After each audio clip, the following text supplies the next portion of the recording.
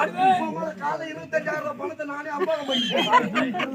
₹1 சம்பளம்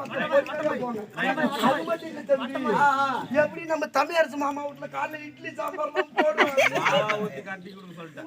நான் எல்லாம் 16 இட்லி நான் ஒண்டியே திம்பேன். ஒரு பையனுக்கு புண்டை இட்லி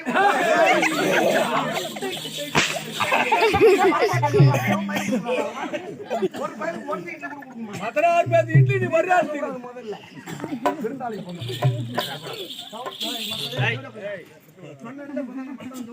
என்ன வேலை கட்டுறீங்களா?